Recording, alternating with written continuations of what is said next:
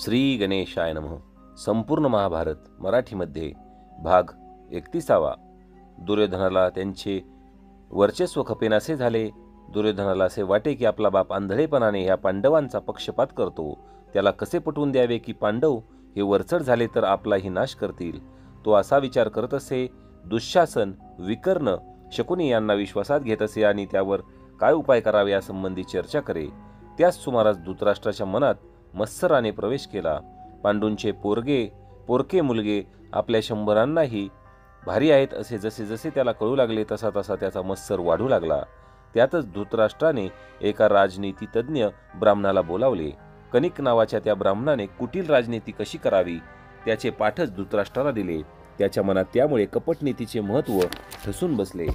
बाबा सारे पौरजन धर्माला राज्याभिषेक करावा असे बोलून दाखवतात. एक दिवस दुर्योधनाने सद्गुणी धृतराष्ट्राजवळ आपले मनोगत स्पष्ट केले. मग त्यात गैर काय आहे? ते सगळे धर्माच्या सद्गुणीपणामुळेच तसे बोलतात. बापाने मुलाचे खरे मत काढण्यासाठीच म्हटले. अहो, तुम्हीच वडील भाऊ, पण दुर्दैवाने तुम्हाला दिसत नाही म्हणून पांडू काकांना राज्य दिले. नाहीतर तुमचाच हा अधिकार आहे आणि त्यामागून माझाच आहे. बाप मेल्यावर हे 5 जण साळसूदपणे इथे आले. भीष्म काय, विदुर काय, सगळे म्हातारे, त्यांच्यावर भुललेले, जणू काय आम्ही कुणीच नाही. त्या भीमाने तर कहरच केलाय. बरे उघडपणे त्यांना नाहीसे करावे तर धनुर्विद्येत त्यांनी विजय मिळवलाच आहे. खरोखर सुयोधना, तू म्हणतोस ते खरे आहे, पण आपण काहीही विरुद्ध केले तरी आपल्याला दुष्कीर्तीच मिळते. म्हातारा आपले मत अजून गुपित ठेवतच म्हणाला. पण काहीतरी उपाय केला पाहिजे. आम्ही 100 जण असून या राज्यात चुलत भावांच्या कृपेवर जगणे, त्यांनी दिलेले तुकडे मोडीत राहणे यात काय अर्थ? अरे पण पांडू किती न्यायी होता. तो राज्य करत असे पण सर्वांशी चांगला वागत असे. मला म्हणे, दादा हे राज्य तुमचेच आहे हो, केवळ सोय म्हणून मी कारभार पाहतोय एवढेच. युधिष्ठिर त्यांच्यासारखाच वागतो. सर्वांना त्यांचे प्रेमादराने वागविले आहे. सर्वांना त्यांना घालवून दिले तरी वाईट दिसेल बघ. बाप म्हणाला, मला सर्वच अनुकूल नसले तरी द्रव्य देऊन किंवा मानाच्या आमिषाने अमात्यांना मी पुष्कळ आपल्या बाजूने वळवले आहे. शिवाय द्रव्यकोशही आपल्याजवळ आहे. काहीतरी उपाय करून त्यांना दूर घालवून द्यावे. वारणावत नगर या दृष्टीने चांगले आहे. दुर्योधन म्हणाला, माझ्याही तेच मनात आहे, पण तसे तुझ्याजवळ बोलण्यात मन धजले नाही. ते चौघे म्हणजे भीष्म, द्रोण, कृप आणि विदुर यांना ते आवडणार नाही, कारण त्यांना पांडव नि तुम्ही सारखेच. आपण असे काही केले तर ते उलटतील. छे, ते भूमिका घेतील ती तटस्थाची. दुर्योधन म्हणाला, अश्वत्थामा माझ्या बाजूचा आहे, त्यामुळे त्याचा पिता व मामा दोघेही माझीच बाजू घेतील. विदुर तर द्रव्याचा ओशाळा आहे. पांडवांजवळ काय आहे?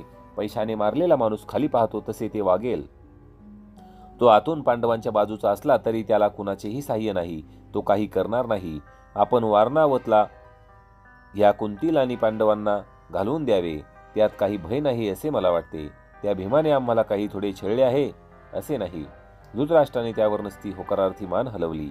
दुसऱ्या दिवसापासून दुर्योधनाने व त्याच्या भावांनी राज्यातील मंत्र्यांना हळूहळू आपल्या बाजूस वळवून घेण्यास सुरुवात केली.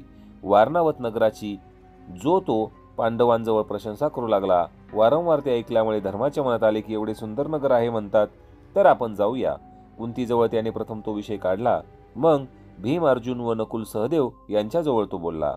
त्यांना सर्वांना वारणावताला जावेसे वाटू लागले आणि त्या अंध व दूरदूरशी धृतराष्ट्राला ते कळले व तो धर्माला म्हणाला, धर्म, वारणावताला जावे असे तुमच्या मनात आहे ना? परवा विदुराकडून कळले की तुमची तशी इच्छा आहे. अरे तुम्हाला कोण नाही म्हणेल? वडील नाहीत म्हणून तुमच्या हौसा मौजा नकोत राहिला. असे करा, कुंती आईला घेऊन तुम्ही सगळे थोडे दिवस तिथे जाऊन राहा. काही काळजी करू नका. अरे तुझ्या आईला तरी थोडे दिवस तेवढाच विरंगुळा. तुमच्या मनात धर्म म्हणून दान देण्याचे असेल तर त्याचीही व्यवस्था करतो. धर्म तर ऐकतच राहिला. त्याला देखील खूप आनंद झाला. विदुराला त्याने नंतर विचारले. विदुर म्हणाला, तुम्हाला हस्तिनापुरातून दूर जायला सांगत आहेत असे समज. अरे युधिष्ठिरा, यावेळी नाही म्हणू नको. पुढे पाहू काय ते घडते. आणि सर्वांचे आशीर्वाद घेऊन पांडव व कुंती वारणावत या नगरीत जाण्यास निघाले.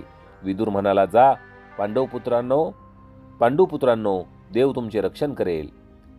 वारणावताचे निमित्त करून दुर्योधनाने पांडवांना बाहेर काढून लावले. ते गेल्यावर दुर्योधनाने पुरोचन नावाच्या आपल्या सचिवाला एकांतात बोलावले. पुरोचना, कशासाठी बोलावले आहे तुला? ओळख पाहू. कल्पना नाही मला कुरुश्रेष्ठा. अरे तू माझा मित्र आहेस ना? ही तुमचीच कृपा. मी तुला नेहमी गुप्त गोष्टी सांगतो. हो. तुझा सल्ला घेतो. हो. पांडव वारणावतला निघाले आहेत. एव्हाना ते हस्तिनापुराच्या वेशी बाहेर गेले असतील. हो, फार वेळ नाही झाला. मग तू त्यांच्यापुढे किती आधी तिथे जाशील? म्हणजे काय, मी वारणावताला जाऊ? हो, आणि ते पण तात्काळ. माझे चुलत भाऊ तिथे राहणार कोठे? त्यांना राहायला असे घर बांध की त्यांनी पाहतच राहावे. असे होय. कुरुश्रेष्ठा, तुमच्या मनात काय आहे? अरे ज्वालाग्राही पदार्थांचे घर बांध. हवा तितका खर्च कर. हवे तितके कुशल गवंडीने ताबडतोब निघ. वारणावताच्या बाहेर जरा दूर त्यांचे घर बांध. ते बाहेरून कळता कामा नये असे झाले पाहिजे. सांभाळून राहा. कोणाजवळ गुपित उघड करू नको. म्हणजे पांडवांना त्यात राहायला सांगायचे ना? कुरुश्रेष्ठा, मी स्वतःच त्यांना आदराने त्या घरात नेईल. तू किती चटकन उमजतोस नाही का? आणि संधी साधून घराला एक ज्योत, अग्नी बाकीचे काम करील असेच ना? तुझी वागणूक अशी हवी की चाणाक्ष पांडवांच्या मनात काही संशय येणार नाही. आता इतर व्यवस्था माझ्याकडे लागली. पुरोचनाने कर्तृत्वाच्या स्वाभिमानाने सांगितले आणि निराळ्याच मार्गाने पुरोचन भरपूर द्रव्य घेऊन खेचरांच्या रथात बसून वारणावताला गेला. धर्माला विदुराने निरोप देता देता एक बाजूला बोलावले होते. नगरीच्या बाहेर जाण्यापूर्वी मुद्दाम भेटून त्याला काही सांगितले.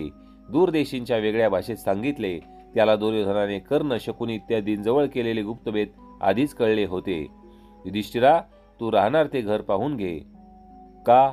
पंचमहाभूतातील पाणी व अग्नी हे किती घातक असतात माहीत आहे? होय काका. भीमाला नदीत बुडवले ते आठवते आहे ना? मग घराला अग्नीपासून किती भय असते. हो, मी लक्षात ठेवील, असे युधिष्ठिर म्हणाला. विदुर गेला. जाताना म्हणाला, पृथ्वीच्या पोटातून सुटका होईल. कुंती म्हणाली, धर्मा काय म्हणत होते ते? भीम, अर्जुन सर्वांच्याच जिज्ञासा जागृत होत्या. वारणावतात घरात राहताना लक्ष ठेवा. अग्नीपासून भय आहे. वेळ प्रसंग पडल्यास भुयारातून सुटका होईल, असे काकांनी सांगितले. सर्वांच्या दृष्टीत वेगळी चमक आली. पण आपण तिथे राहूच नये. अर्जुन म्हणाला, तसे नको.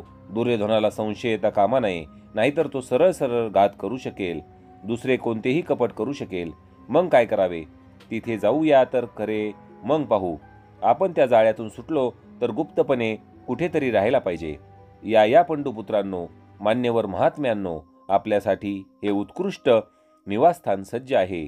नगरीत कोठेतरी राहण्यापेक्षा साजेल आपल्याला अशा स्वतंत्र निवासस्थानी राहावे. दुर्योधन महाराजांनी मुद्दाम आपल्या सेवेसाठी मला पाठवले आहे. पुरोचन वारणावती त्यांचे स्वागत करत म्हणाला. रथातून उतरता उतरता पांडवांनी त्याला पाहिले होते. मनातून आनंदित होऊन व सावधपणे धर्माने त्याची व त्या घराची म्हणजे गृहाची प्रशंसा केली. वारणावतातील लोकांनीही पांडवांचे स्वागत केले. त्यांच्याविषयी सर्वांना आपुलकी वाटत होतीच. आता तर प्रत्यक्ष आपल्याच नगरात 5ही बंधू व त्यांची कुंती माता आली म्हणून जो तो त्यांना घरी बोलावू लागला. त्या नगरीतील मुख्य अधिकाऱ्यांनीही पांडवांचे स्वागत केले. त्यांचा मान ठेवला. पण राहायला मात्र पांडव आले ते पुरोचनाने तयार केलेल्या घरातच.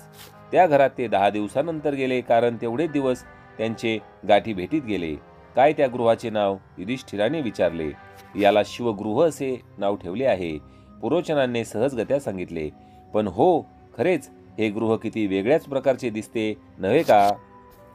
हो ना, त्याची रचना आकर्षक केली आहे. त्यात पहा, प्रत्येकासाठी स्वतंत्र आगार आहे. कुंती मातेसाठी स्वतंत्र निवासाची व्यवस्था आहे. सर्व बाजूंनी मोठी वातायने ठेवली आहेत. उर्वरित कथा पुढील अध्यायात. धन्यवाद.